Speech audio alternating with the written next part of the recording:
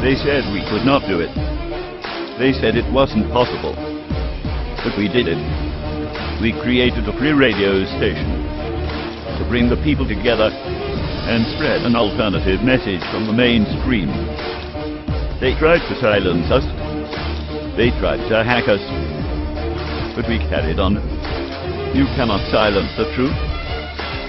You cannot enslave freedom. You cannot stop a good idea. You cannot stop Dark City Radio. The crew is now bigger and stronger than ever before. We will not be kept off the airwaves. We will continue. This is not our radio. This is your radio. This is Dark City Radio. This is your Dark City. This is your Dark City. This is your Dark City. This is your Dark City. This is your Dark City. This is your Dark City Radio.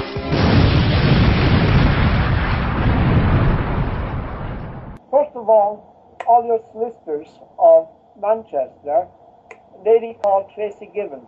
Without her confidence in me over a number of years, without legal aid, without being paid, fought for me endlessly to get my case reopened and back to the Court of Appeal. I have gone through in my time about 100 solicitors until I found what I consider to be the best in Manchester. Without them, I wouldn't be standing here today. The second people I would like to say a special thank you is to the people that, in my mind, are forgotten. The Royal Commission, who refer cases, looks into cases, and refer cases back to the Courts of Appeal. I owe a special thank you to them, because without them, my case would never have been reopened. The third people that I would like to say a thank you to is Shield Press Publishing for taking on my story and going to publish my book shortly. And so a special thank you to them. But where to start? My nightmare started back in 1977 when I was out shopping one day. Little did I realize then that it would take, I would spend nearly 20 years in prison and be fighting to clear my name for almost 40 years. Now, what went on in 40 years, I can only describe as a living nightmare. I'm lucky I can prove my story because I have the documents that prove my story. I not alone had to fight endless lies from Birmingham police officers. I had to fight from corrupt prison officers, corrupt prison staff, corrupt doctors who went out of their way to try and kill me. It seems a broad statement to say, but because of their negligence, and they left me in a living hell for endless years, and in order to try and cover it up, in a number of times tried to drive me to suicide, and they nearly succeeded. My story is backed up. I was lucky when I was leaving prison, I was handed my prison record. I didn't read that record for endless years because when I left prison, I was very, very ill. And what I had, when I read it, I could not believe what I was reading. When the story is written, which it is, and when you read it in my book, it is like a horror story, but the only difference to this horror story, it's a true story. What is not told on most miscarriage of justice that you hear about and you read about, the families that's left behind. No one thinks of the families. I had one of my symptoms squat last year at the appeal court. No one has said sorry to my wife. No one has said sorry to my children.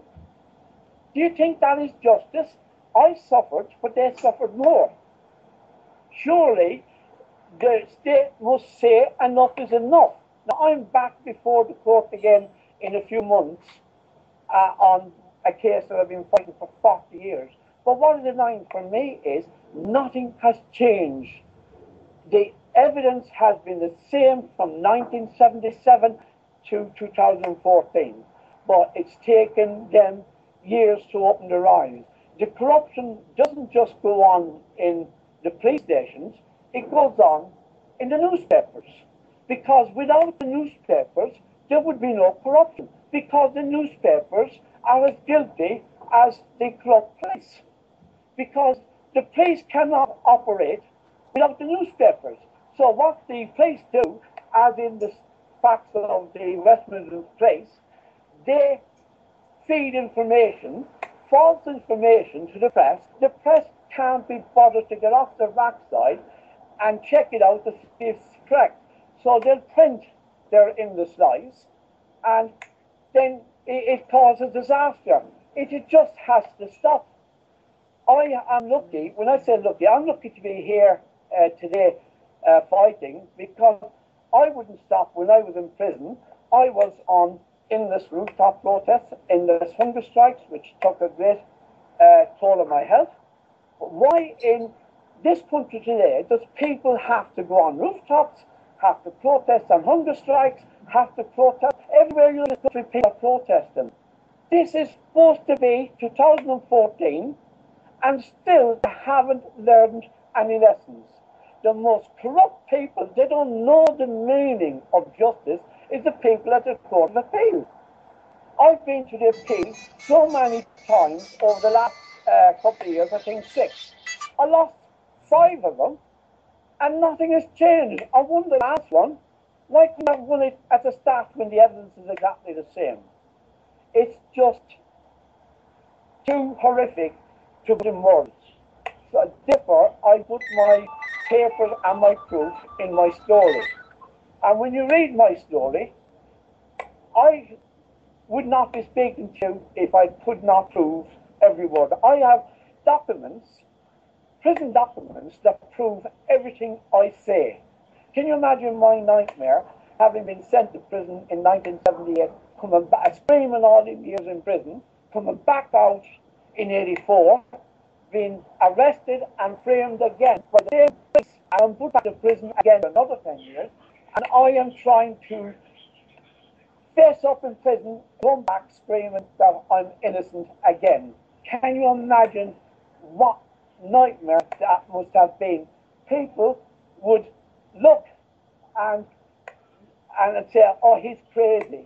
I can understand them saying that, because for me, I came near being suicidal when they done that to me in 84, because who was going to listen to me in 1984 after I spent 10 years in prison from 77 to 84 protesting my innocence, to have been locked up again by the same police force and having to fight for my innocence all over again? I would get suicidal, wouldn't anyone of that?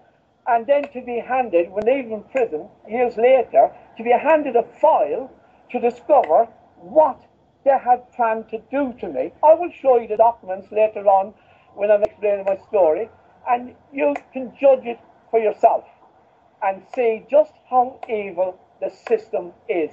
Because you're not just fighting when you're framed by the police, you're fighting the whole system. You're fighting the prison officers, you're fighting solicitors, and you're fighting the courts. The whole system is geared against the innocent person. What happened to the rule of law that says a man is innocent until proved guilty? If that was a true fact, why is the people rotting in jail who's arrested, and where's the emphasis on being innocent? They probably sometimes spend 2 or 3 years in jail on remand. I spent nearly 2 years on remand, and I was innocent. Each time I asked for bail, no. But when a police officer is arrested, like in my case, one of the serious crime squad officers was arrested for robbing post offices and banks, he was granted bail straight away.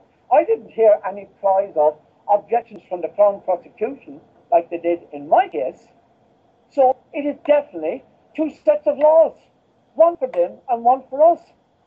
And when they go to prison, they don't go to the likes of Parkus, Long Lartin, Dartry, Franklin. Oh no, they go to an open prison.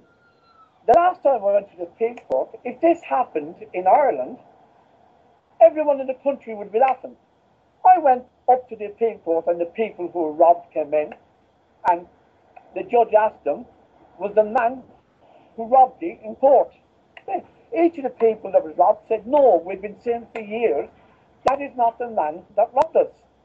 We told the police this, and the judge asked them why didn't they come to court? Because the police knocked on the doors, came and told us the man was pleading guilty. I never pleaded guilty. Never. Why should I plead guilty to something I didn't do? So they were brought to the Appeal Court. And then after listening to the three people, the judges went out and they came back and they told me to stand up. And they said, oh, Mr. Ford, this cannot be a case of a mistaken identification because you were never identified as the robber in the first place. And send me back to prison. What kind of justice is that? Just saying I didn't do the robbery, I hadn't been identified, but I'd been sent by a court in Birmingham, so I will show you the proof. What law is that? Are we living, are the judges living in a fantasy world where the people come in and say, that is not the man who robbed us? And they say, oh, this can't be a case of mistaken identification, and send me back to prison. Where is the justice? I want to talk about this here when I was starving to death in Lincoln Prison. I had been on the roof of Nottingham Prison for 8-9 weeks when my wife was given a written guarantee from the board of magistrates from the court that if I came down off the roof, he would guarantee few things, and he guaranteed in writing. He said I wouldn't be touched, I wouldn't be beaten, and I wouldn't be moved from the prison, and I would be allowed to have some food and allowed to see my family. So when a magistrate, then I was so green, I took the word of that magistrate, and I believed what he was saying was true, just as anyone else would. So I came on the roof. Oh my God, I was given a beating, given a right kicking, and moved straight out of prison to Lincoln Prison, where I immediately started a hunger strike. I was black and blue from the kicking they gave me, and I was to learn from then never to trust the word of anyone in prison. Now, the next one I want to speak about is my treatment in prison. I want to state, and this is this one here, you can see the state of me. This is my body. You can see my stomach there. I was left in that condition in a cell. Anyone that has a colostomy will know. After an operation, I was seriously ill. They wouldn't even give me colostomy bags. I was left in a cell like that, where I used to wake up in the morning and I was covered with cockroaches. And this went on for ages and ages. And when just 2 hours after the operation, this happened in Liverpool prison, I got kicked like a football, and I was left for dead. And when the laugh of this, and when they had to explain to the courts what happened to me, the hospital officers told the court that my shirt beat me up. This was the story they gave, and if you can zoom in on that one, that is the state, again, what I was left on. Now, I want to speak about this one next. What people forget is when you have a miscarriage of justice, it's not just the person who is framed suffers. My family, my children, as you can see here, my children were left without a father. They're my two twins there, and they were left for endless years. And this one here, we were out when I eventually was released for a day because one of my kids was sick. The police arrested my whole family and strip searched them in a police station. It did no charge, no crime, no explanation. Is this what you call justice? And if we look at this one here next, the last one, this is an officer from the serious serious crime squad in Birmingham. Went out when they disbanded the squad. They were so evil, he went out doing armed robberies. This is a police officer going in, terrifying people, doing armed robberies. Now, what I would like to, there's a few questions I would like raised about him. He used a lot of guns. None of the guns that he was arrested with, to this day, have been forensically tested to see where were the guns involved in any other crimes. Massive cover-up. He will be in an open prison, serving his time now, and you see here the squad that died of shame, or definitely died of shame, and you'll see here they shredded all my neighbours to cover up their wrongdoing.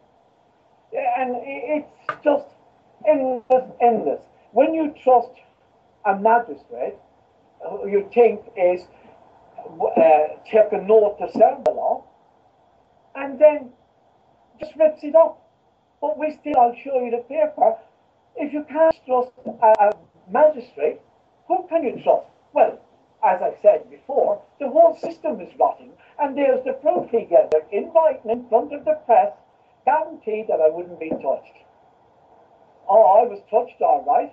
I was wound up with bruised ribs, 2 black eyes, and all my teeth kicked out for trusting a magistrate.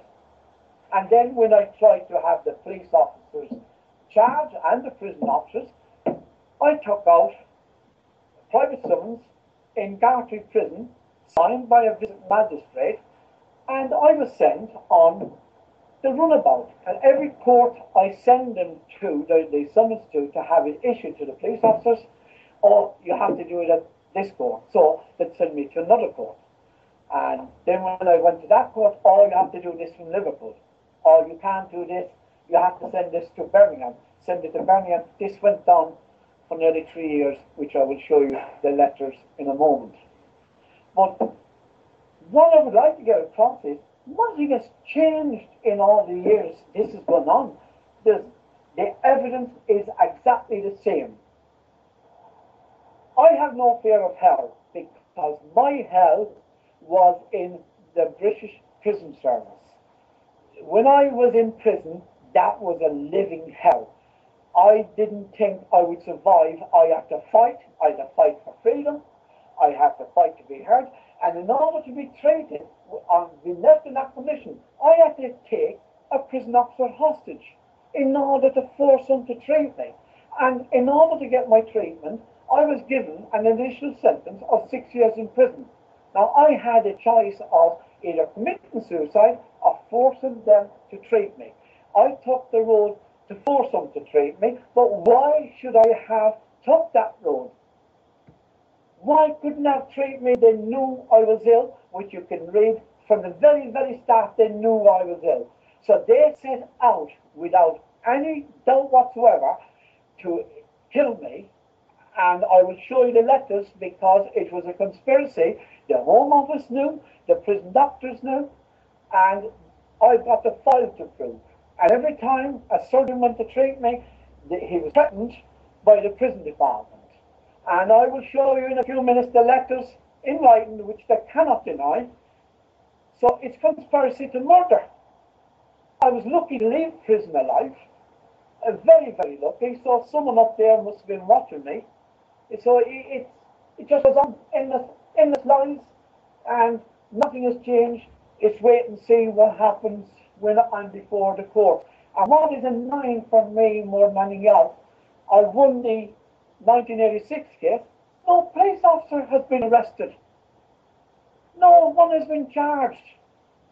And to add insult, I don't think the general public realises this, I was declared innocent of one of their charges, which I've done 10 years in prison for. They say, oh, you'll get compensation. But what they don't tell you is you're not given any legal aid to claim it. So in order to claim compensation in this country, you have to have a barrister and a solicitor to deal with it. The fees for a barrister and solicitor to fight it is in the region of £100,000. Where are you supposed to get £100,000? So I've got a brick wall where they're saying I can claim, but I can't afford the fees. So I can't get a solicitor to claim criminal compensation. So at the end, what have I been fighting for? I still have to fight now to try and get the money to claim my compensation to somehow, it doesn't matter for me, to compensate my family for me being locked up for 10 years. So the struggle still goes on. But if it was a rich man's son that had been sent to prison, he would soon get the money. So what's going to happen when I win the next case? Where am I going to get £100,000? When you go into prison, the prison's supposed to owe you a duty of care. Is that what they call a duty of care? Is this what modern Britain is about today? Now this country will scream if anything happens about injustices abroad. What about the injustices and the horror that's going on in this country in their name? If this was to happen abroad, you'd have the British government kicking up a fuss. Oh, look what's going on. But this has happened not abroad. This has happened in the Queen's name, in the Queen's prisons, by her subjects. How can they allow this? How can they allow this go on? How in this age can they allow suffering like that? How can doctors in this age who have taken an oath to defend people just turn around and say, or assist him in a suicide? Is that their answer to everything? I would like to show a letter that to me defies all logic as to how the Crown Court system works in this country. I was arrested and the police said that the money I had in my pocket was robbed money, and they said I was trying to chuck it away at the scene of my arrest. And then when it came to trial, the judge took great pains to explain to the jury what Irishman would throw away money unless it was robbed. And he told the jury that the money I had must have been robbed for me to chuck it away. And as I explained earlier, found guilty and sentenced to 10 years in prison. Can you imagine my horror when a couple of weeks later, the then judge that sent me to 10 years in prison sent the money back to my wife. I will read the letter out. You're going to focus in on the letter, aren't you?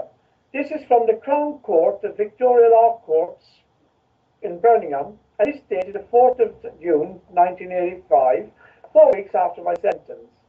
Dear Sir, with reference to your letter received in the office on the 29th of May 1985, I confirm that on the 10th of May 1985, His Honour Judge Potter made an order that the money, £131 referred to as Exhibit 5 in the above case, be returned to your wife. This money should be claimed from the police. I was sent to prison because the judge told the jury that this was robbed money. He sentenced me to 10 years in prison, and then sent the money back to my wife because it was not robbed money, but left me in prison. Is this not justice gone mad? I was left rot in prison for 10 years because they said that money was robbed, and they send the money back. They send the money back to my wife. How can they justify that? It just beggars belief. I would like to show another letter, and this letter is from St. James Hospital in Sarsfield Street, Balham, London, and it's dated the 29th of April 1986, and it's from Dr.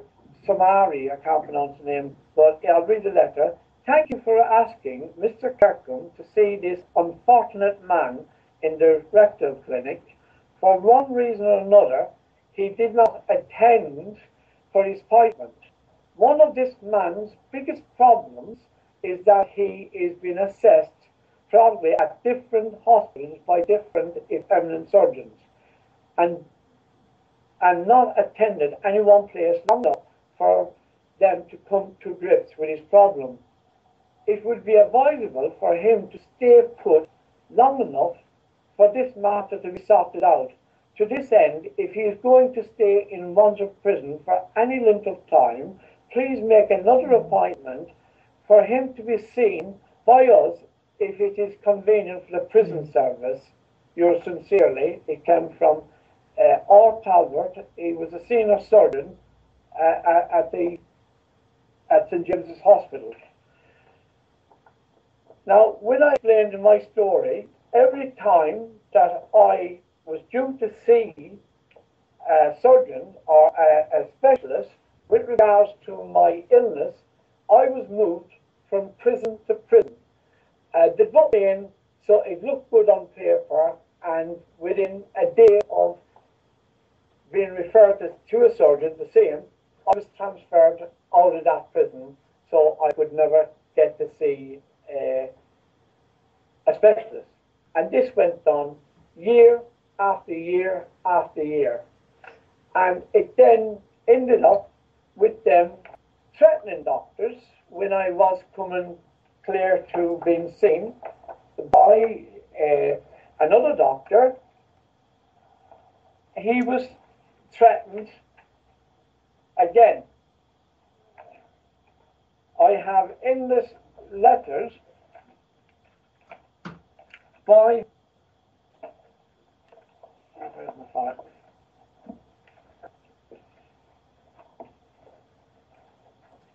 By doctors who was coming to treat me, and at the last moment they transfer me. I'm going to read you out another letter, and it's from another eminent surgeon, but this time I was in Franklin Prison. If you remember from my last letter, I was in Wandsworth. They moved me from Wandsworth to Franklin, and again, it was to be seen, and I'll read the letter out, and the letter is from my solicitor, Michael Skeen, Solicitors, 8 North Street, Marketplace, Ferry Hill. And he received a letter from the surgeon that I was due to see, and this is what it states. Further to our recent meeting, completely out of the blue, I have in this morning's post received correspondence from Surgeon Peel. Enclosed is a photocopy of the same. This is first indication that I have had that Mr. Peel would be unwilling to treat you. In the circumstance, presumably I would be necessary to instruct a new surgeon and would possibly have to start over again. And he goes on, and he found out it was the Home Office that was blocking the surgeons from seeing me. I have all the letters here, and I'll read. This is a letter from the same solicitor dated September 1989. And again, the same thing. In the circumstances, it is desired that an application to the High Court is issued as soon as possible to allow and facilitate for Mr. Foran to be independently seen by a medical surgeon. We believe that the Home Office are being deliberately obstructive and do not want you seen by any medical officer. This went on for year after year, month after month, and I was left in that state, and nothing changed. This is why I'm seriously ill today. The more I think these documents here put it up. Her story from cell block hell. It was more a nightmare, and the more I tried and screamed out to people to try and help me to put an end to my suffering, they would just move me when there was people who were willing to pay to get me treated. Some people sympathized with my plight and wanted something done about it. They'd move me from prison to prison. So no matter what I'd done, they just wanted me dead. They didn't want to treat me, and I've got the whole file here that proves that. It's not just my word. This is my medical file, and what's in it reads like a horror story. The only thing is, I'm the person at the end of this horror story. It didn't matter to them that I had a wife and 5 children.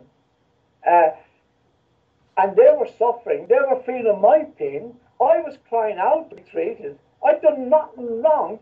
All I was an innocent person in prison. Why did they need to do this? I believe the reason they were trying to kill me and hoping that I would do one of 2 things, commit suicide, or they would kill me. And that would make the police clear, because they never wanted this case to come to court, because they knew I was an innocent man. And to prove that, while I was in prison, I got done for a robbery that I didn't do. And I've been saying this for donkey's years. I got done for a robbery, and while I was in prison, the people who done the robbery that I was sent to prison for, to prove that I was an innocent man, they went back and robbed the shop the same way as they robbed it the first time. But the police wasn't interested in them. For some reason, they wanted me. And the reason they wanted me was the evidence was mounting up against them on what I call the prisoner in custody sheet.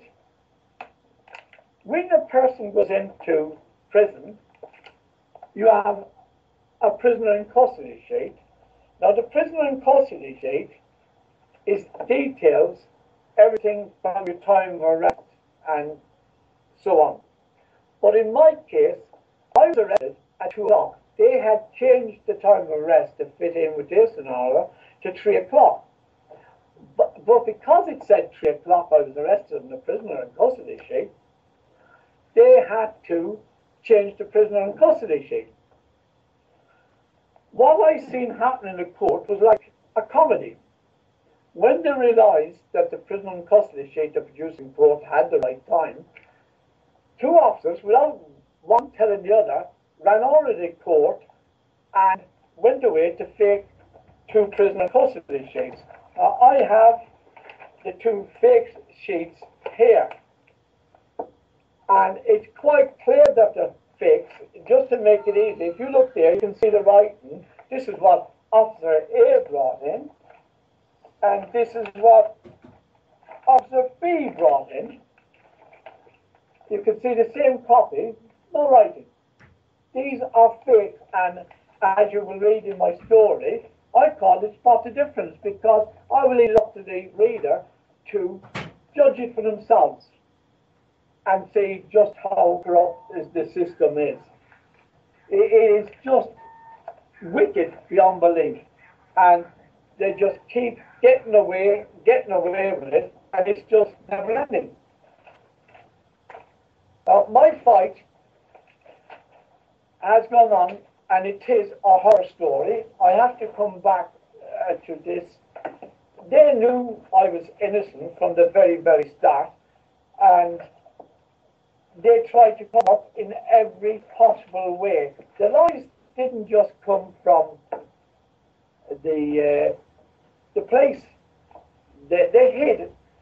The court was told at my trial that tools found in my car had been forensically tested and proved to have been used in the robbery.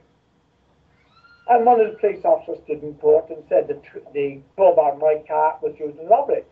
Can you imagine my horror when, about 2 years later, I received a letter from saying it should have been produced in court, the true forensic report, and the true forensic report states the tools found in my car could not have been used in the robbery. Now, this was the 1986 case. Similarities to the 77 case, the court was told that my fingerprints were found at the scene, were found on a sword at the robbery. Again, to my horror, 2 years later, I received a letter from the Chief Constable of Birmingham, all saying, "Oh, we're sorry, but the fingerprints found on the sword was not your fingerprints. But yet I was sent to prison because they said the fingerprints found on the sword were my fingerprints. So, both ways, they've committed perjury, they've lied, the proof of their lies is there. I was declared, had the sentence, one of the sentences crossed in last year, 2013. No officer has been charged, and nor will any officer be charged, nor has anyone said sorry to my wife or children. My children had to grow up without a father, thanks to their lies. My wife had to survive without her husband, thanks to their lies. And they even threatened her. And Barry, will you sit down a second and listen to what she was said to her at my trial? Would you tell what they said that we do to the kids? When I used to be at the court, I used to get DC Davies come over to me and said, look, you get Martin to plead guilty to one charge and I'll make sure he gets a light sentence. But if you don't, I'll make sure that he will be put away for a long time and you'll also get the children put into care. And this not only happened to our family, it's happened to other families as well. Because when they set out to destroy lives, they don't just destroy the person that they locked up with their evil lies, they destroy the family. And this is, the courts know this, the probation office know this, and the newspapers know it. Because without the support of the newspapers, the probation office, and corrupt solicitors, this injustice wouldn't go on. And just as worse as them is the appeal court judges. They know, they're not stupid. At times I wonder, I'll rephrase that, they must know what's going on. Or why else would this keep going on? They can take children away, it's still happening today. They can frame innocent people, they can make up all sorts of lies. And they are so evil, the West Midlands police will set out to destroy lives. When they couldn't destroy me, I wasn't willing to plead guilty to crimes I didn't do. There were allegations that I was involved in the Birmingham 6 pub bombing case. I was in prison the night the Birmingham pub bombing case happened. So the evil just doesn't stop at the place, it continues into the prison. I have documents here which will be highlighted in my book, where the police in Birmingham got in touch with the prison governors and said, oh, we want to know, anytime he writes a letter to his solicitor, we want a copy of it. And the prison was doing this. I got my prison record to prove this. So every time I wrote to my wife, they had a copy. Every time I wrote to my solicitor, they knew exactly what was going on. And so must answer is the law firms, the barristers, when you have a person that's saying he's innocent, why don't they listen to him? Not go and try and make deals behind his back, as my barristers did, come running to me saying, oh, we've got a great deal here. I've been protesting for 12 months that I'm innocent. I'm on trial protesting my innocence. And they expect me to stop and say, oh, the judge is going to give you a good deal. He's going to give you 3 years. We've been guilty. Where is the faith in innocence? We're supposed to be innocent until proven guilty. So how can a barrister with a clear conscience approach any person, as they did with me, and say, we'll do a deal, you get 3 years, and wrap it up? What the heck is going on in this country when solicitors and barristers can work under this? Either a person is innocent, either they believe in his innocence, or they don't. Why take on legal aid on the false pretenses to say, believe in me? They would not put that deal to me. And because they put that deal to me, I sacked them on the spot, and I was left to fight on alone. And then, when I was found guilty, I was blackmailed by the judge, because the judge had to seem to be fair. I didn't understand at that time. So I had to bring the barrister that I sacked in to speak. I wasn't allowed to speak when they found me guilty. So he had to speak. And it's just corruption. It just seems never ending. Now, if I didn't have got hold of my prison record, and it's down to my wife saving every letter from solicitors all through the years, that we were able to show how corrupt the system is. And when I say corrupt, by God, I mean corrupt. Because you have once you start fighting the place, they pulled the old Friends Act, and they tried to kill me in prison. You will read it in my story. I've got the documents from today. And if you think that's bad, you have the so-called IRA who worked for the British government and tried to kill me in prison on behalf of the British government. And the documents are there to prove the Home Office and prove that the prison were trying to get rid of me on behalf of the police, because they knew sooner or later that this was going to come out. Little did I realize that it was going to take me 40 years to prove all this. But if this, it reads like a horror story, but a true story. And you have to read the facts for yourself to see. I am lucky to have the record to prove, because I wouldn't expect anyone to just take my word for it. You have to read the document for yourself, and you be the judge. And if you think that was enough, I then had the late Carlo Fair, who was head of the Catholic Church in Ireland, come and visit me in Franklin Prison. I was up on the roof in Franklin, and I came down to speak to him because he was head of the Catholic Church, and I trusted him. And he asked me to stop protesting while the Birmingham Six got justice. And he said once the Birmingham Six got justice, he would throw the weight of the Catholic Church behind me like he did with the Birmingham Six. I trusted the Cardinal. He's supposed to be speaking how nearer, he's a lot nearer to God than I was. If I couldn't, I trusted him. I came off the roof, I stopped protesting, and then when the Birmingham Six got justice, I wrote to him. Never an answer to my letters. We wrote to the church. No one ever came near us. Never heard. He's dead now, and so much he will have to answer. If it's God there, he has to answer. But he lied to me. He lied to my family, and we stopped protesting for nearly 2 years, and not one of the church's people came behind me.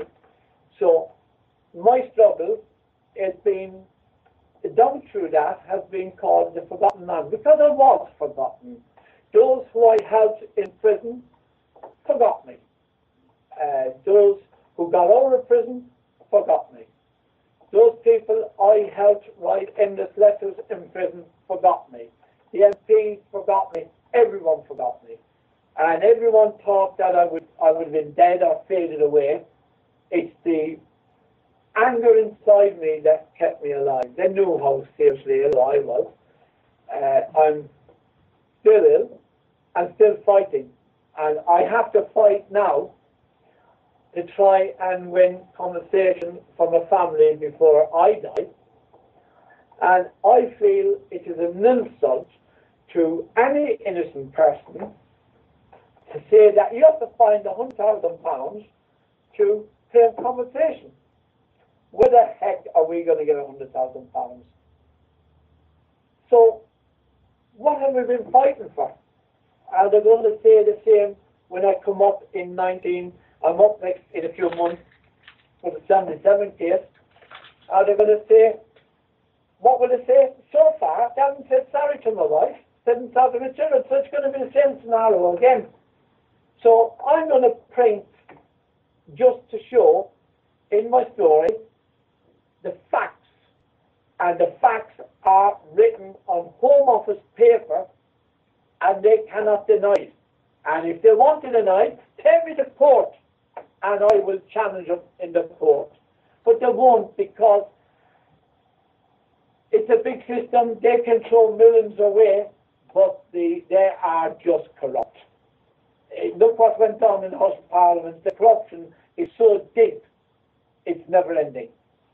And all I can say to the people listening to this, if you want to know just how corrupt your government is, if you want to know how corrupt your prison service is, if you want to know how corrupt solicitors and barristers can be, but not all solicitors are corrupt, and I will say, I'm not criticising every police, because not every policeman is corrupt, not every solicitor is corrupt. It's just, it took me in this years to find a good solicitor, and that was Tracy Given from Olliers, who stood by me with just pure faith. She wasn't getting paid, and the appeal court, right up to the last week, refused on legal aid. I'm going to the appeal court, and she's supposed to interview me for the barrister, and they wouldn't pay her. That's how corrupt the system is. But if you want documentary proof of what is going on in prisons today, I watched with sadness last night what's happening to the young lads in prison. I told this not just happened in the last couple of years, it's been going on for endless years, where young children are being used as fodder, and it's all there documented, and I can prove everything I say, because I've learned the past years that unless it's on paper, I won't talk about it, because no one would listen to me in 77, no one would listen to me when I was rearrested in 84, and I got it so bad, it hurt me so much that I did think of giving up, and because I was suffering from pain from my illness, I was suffering from pain from missing my family. I was just in a state where a lot of people would have committed suicide. But what happened to me then is another story. Can you get me in the bedroom, the blue notebook? I just put it in there. I was so sick, so ill, and I'm going through my mind after being sentenced to another 10 years in prison, and people who had listened to me for 10 years had to listen to me screaming, I'm innocent again. I knew what everyone was thinking. They were saying, oh no, you're not the same old story. So can you imagine the nightmare for me, having served 10 years, been out a few weeks, and back in doing 10 years. At the time I was broken in spirit, broken in body, and I came very, very close to being suicidal. In fact, I had written to my children and to my wife and to my family notes, because that night I had decided the only way that I could end my suffering and pain was to commit suicide. But thankfully it wasn't to be, and I never did send the notes. I got the notes here. It was something that happened that changed me and led me to go on, and I went on and I thought, well, why should I die? I'm innocent. I will fight on, and I did fight on, but little did I, if I had known then that it was going to take me nearly 40 years, I don't know, it's hard to say, but it's been a nightmare of a struggle that has seemed to be never ending. Not just for me, when people go on about miscarriage of justice, I had my food. The hardest struggle was my wife, because sometimes she came to see me in prison and they'd move me before she get there. You explain what used to happen. I used to be travelling up to prison with 5 children, and as I was going through the one side of the gate to go in to visit Martin would be took out in the van on the other side. So once I'd been in the prison waiting to go for my visit, I get told, oh, he's been moved.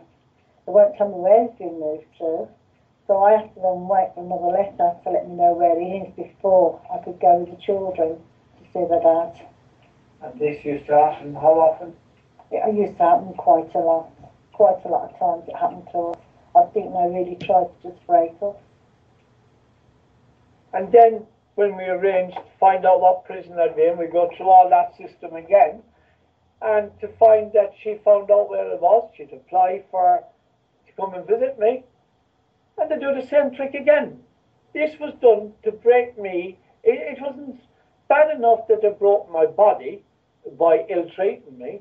They didn't want my wife to see the state I was in, so they've kept moving me on the ghost train round and round so no one could see me. And this went on for quite a long time, so the only thing we had was letters, and sometimes they wouldn't let me have the letters because the letters would take a while. So can you imagine my family, my young children, all excited to come and see their father, and all of a sudden the father isn't there.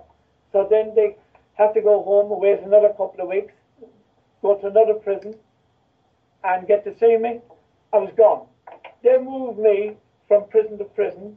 It started off at Winson Green in Birmingham, then they sent me to Leicester, then Gartree, then Northvarman, then Frankland, then Parkhurst, Brixton. It just went on, as far away as possible for my children. Even the full Sutton, they just out to destroy us. Why? As I have said many a time, why me? What the heck did I do to the Birmingham police? This is one evil, corrupt police force. And look at the way they stuck their fingers up at the Chief Constable when he tried to bring him into line. So, if you want to read a story, and I will make no bones about it, it is a nightmare of a story. It is a horror of what goes on. And what the public, as I said before, must remember, this is done in your name, in the Queen's prison, not in some prison abroad, not in some prison in Africa, here in Britain. I was tortured in the British prison system. I was left for dead. I was beaten 10 minutes after an operation for a colostomy. I got kicked and beat kicked around like a football in Liverpool prison, witnessed by an RC priest who gave me the last rites. And then when it comes to court, didn't say nothing. I hope he will answer one day. I don't think he'll be going up there, he'll be going down. But it's all there for whoever wants to read the story and see just what goes on in Britain today. No wonder there's many suicides in prison. When you think your son, your boyfriend, goes into prison, you think they're going in and they'll be all right. Oh boy, do you have a shock coming. And it's going to get worse and worse and worse unless the public does something about it. I'd like to talk about my medical condition and how it all started. My medical condition started with lack of care in this file, what they did to me in prison, has resulted in this file, now in a care home and seriously ill, suffering from the endless years of lack of treatment in the British prison system. I'm now under about 10 different surgeons. I'm in and out of hospital all the time.